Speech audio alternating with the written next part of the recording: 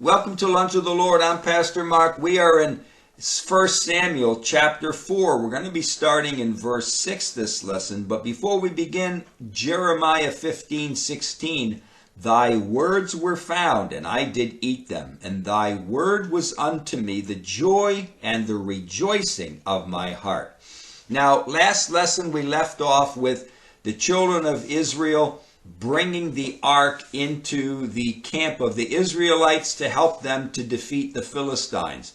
The Philistines killed 4,000 of their men, and the Israelites realize they need help, so they go and they get the ark and they bring it into the camp. And when it comes into the camp, a great shout of rejoicing takes place. Now let's start in verse 6 here. Let's read verses 6 to 8. And it says here, And when the Philistines heard the noise of the shout, they said, What does this noise, what does it mean, this great shout in the camp of the Hebrews? And they understood that the ark of the Lord was come into the camp. And the Philistines were afraid, for they said, God is come into the camp. And they said, Woe unto us, for there has not been such a thing heretofore. Woe unto us! Who shall deliver us out of the hand of these mighty gods? These are the gods that smote the Egyptians with all the plagues in the wilderness. Now, the Philistines hear the shout of the children of Israel come across the battlefield to where they are located. They find out that the ark was brought into the battle, and they are afraid because they remember what the God of the ark did to Israel's enemies. Now it seems that the Philistines had more of a fear of God than the Israelites did. Not only the Philistines, but also the other Gentile nations, they also would remember the history of the conquest of the promised land and the part that the Ark of the Covenant played in that conquest. It is understandable why they would be afraid. In verse 7, let's read verse 7. Verse 7 says, And the Philistines were afraid because they said, God is come into the camp. Now, the Philistines used the Hebrew word Elohim. Now, Elohim is plural. The Gentile nations around the nation of Israel, they worship many gods. It was just normal. The Philistines, the Amorites, the Moabites, all these nations around the children of Israel, they didn't have just mainly one God, but they had many gods. So it would be natural for them to associate many gods with the Ark of the Covenant.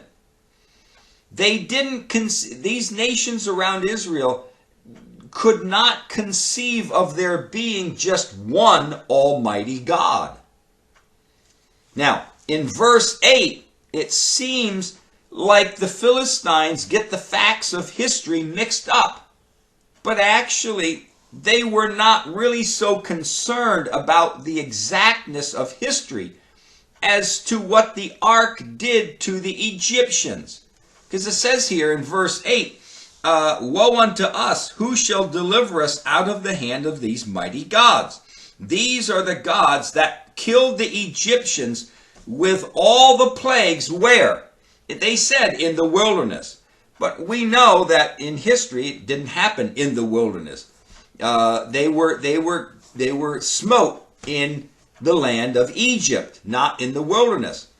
And we can't really kind of, in a sense, fault these Philistines for getting their facts mixed up. You know, we do the same thing. Sometimes, you know, we think back 10, 15, 20 years ago to an event that happened, and we kind of either don't recall everything concerning that event, or we mix different,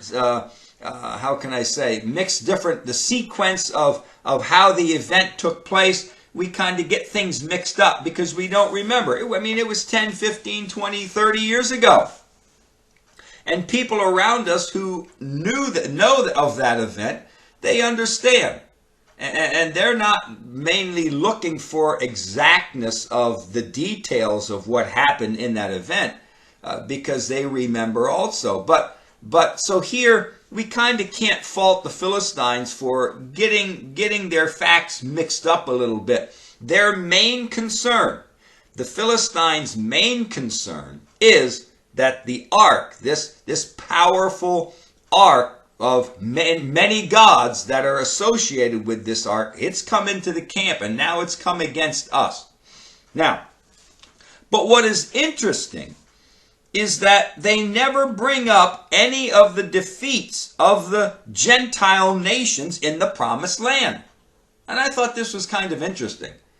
I mean, they bring up the defeat of the Egyptians and the Egyptian army, but they don't recall any of the defeats that took place in when Israel took over the promised land. The defeat of Jericho, of Ai, of the 5 kings in the south, or of the kings of the north. Now, these defeats that Israel did in the promised land were right in their own territory, and they didn't even mention any of them. I mean, it's interesting to me why they thought that this defeat of Egypt was way much more meaningful to them than the defeats of the 5 kings of the south down around by the Philistines and the kings of Jericho and Ai and the kings of the north. I mean, they didn't even mention them at all.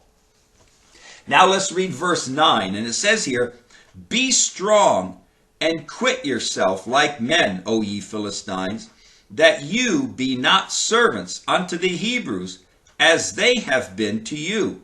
Quit yourselves like men and fight." Now, the knowledge of the ark in Israel's camp only made these Philistines want to fight harder.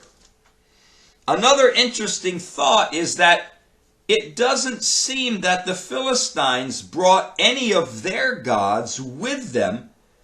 It seems that they would have at least one god of war.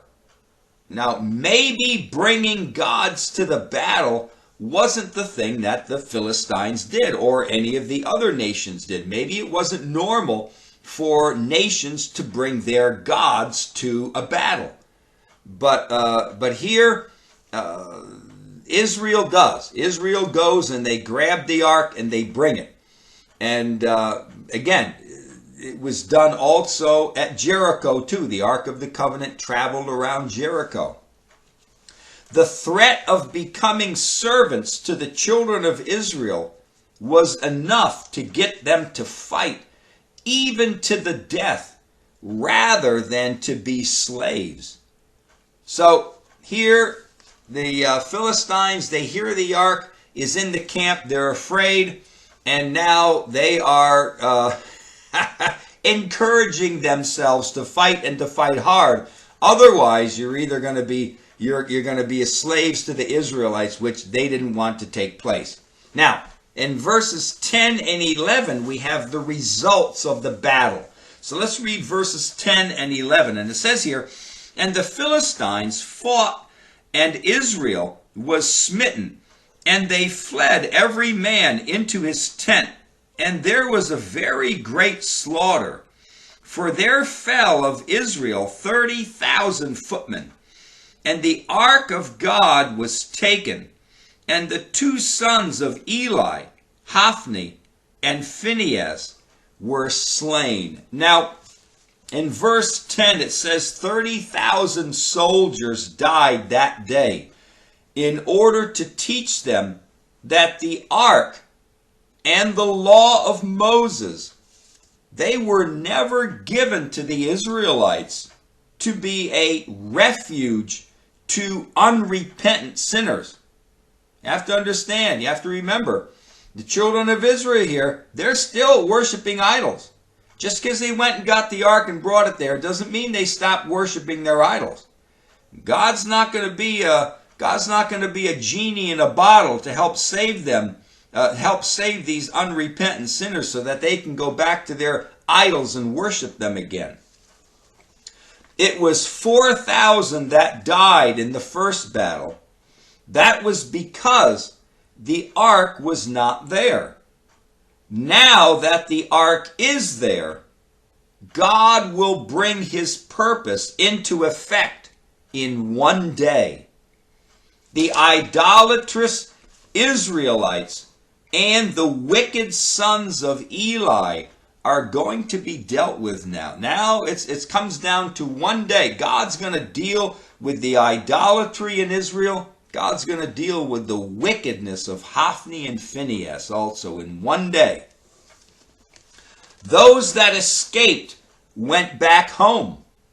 Now, because many of those that have escaped when they went back home, because they were already worshiping idols, I wonder if the defeat of this, if their defeat gave them a reason to not worship God even more than they were. You know, I'm wondering if many of those that escaped from the battle and went home of the Israelites said, "Yeah, I knew that old ark didn't have any power with it. I knew there was nothing about it. We got beat up today, and I'm so glad I didn't worship, the God of the." I mean, maybe it was for some of them. Maybe it encouraged them in their idol worship. We don't know. They would be strengthened to worship idols more than before. Now, this is the same thing that happens when the unsaved, in a time of desperation, when they pray and seemingly no answer comes. Because either nothing is changed or it gets worse. It's the same with the unsaved. Listen, you and I have heard it too, at work or in the family or wherever. Somebody's unsaved and they go through a hard time. And, yeah, I prayed, but nothing happened. And you know that it, in a sense, that because nothing happened and nothing changed of the circumstance, it kind of encouraged them, it kind of solidified them as to not worshiping God, not being interested in God because, God didn't answer their prayer. Well, it's the same thing we're happening here. God is not like us. He is not going to bow down and to give the unsaved what they ask for so that they will believe in him. A person's relationship to God is based on faith, not on getting what our selfish and sinful flesh desires. God is doing a new work in Israel, and this new work will eventually unite all Israel under a king and under the law of Moses.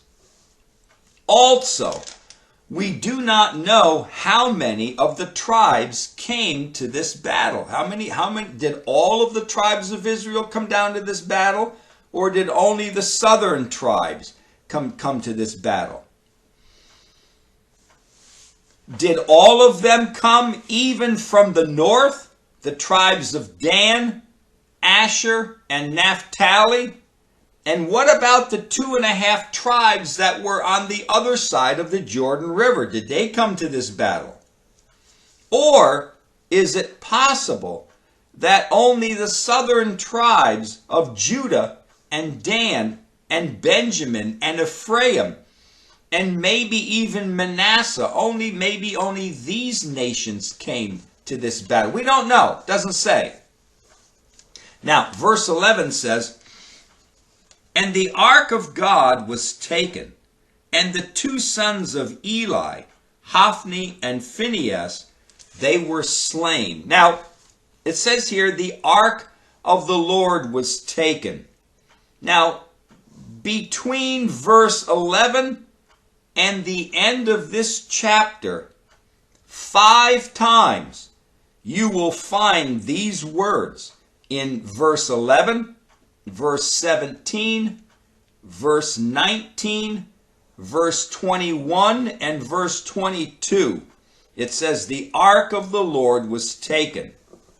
Now, since the time that the ark was built in the wilderness at Mount Sinai until this present time here in 1 Samuel chapter 4, the ark has never left the Israelites' possession. Now it is in the hand of the enemy. But don't be fooled. God is the one who is putting the ark in the Philistines' hands. Remember, this is God is in ultimate control of the ark and of the nation of Israel and of the Philistines and the other Gentile nations. God's in control. God is the one who's sending the ark to these Philistines. Through absence, God will show Israel just how much the ark really means to them. And through presence, God will show the true power of the God of Israel to the Philistines. So the ark leaving the nation of Israel and going into the hands of the Philistines, the absence of the ark to the Israelites will show how much they really want it. And the presence of the ark in the land of Philistines will show who truly is the God of this world. God is not worried. Listen, God is not worried about the ark.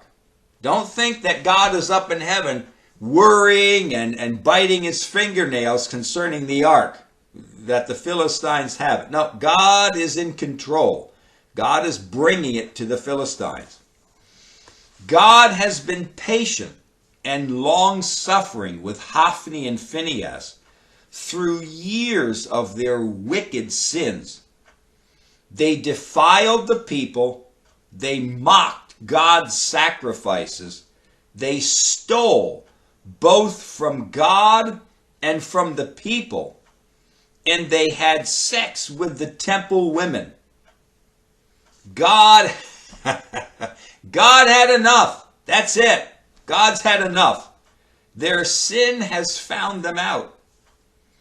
God fulfilled his word through the man of God and through Samuel.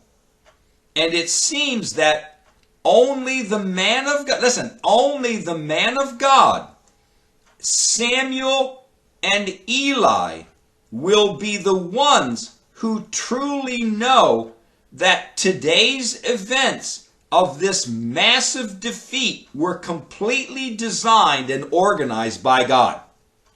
That's it.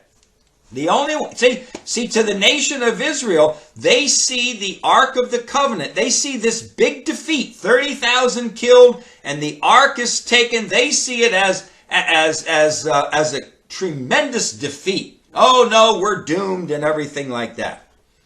But there's only three people who know that it's not that way. And that's the man of God, if he's still alive, the man of God who prophesied to Eli the first time, Eli himself, and Samuel. Those are the only three in the nation of Israel who know exactly why this defeat took place today and why the ark was taken into the hands of the Philistines. That's it. There's the only three. So here, we're going to continue on in verse 12. Verses 12 to 18 deal with the messenger of doom. The messenger of doom. All right, we're going to continue on next lesson. But until then, walk with the Lord. I know he walks with you.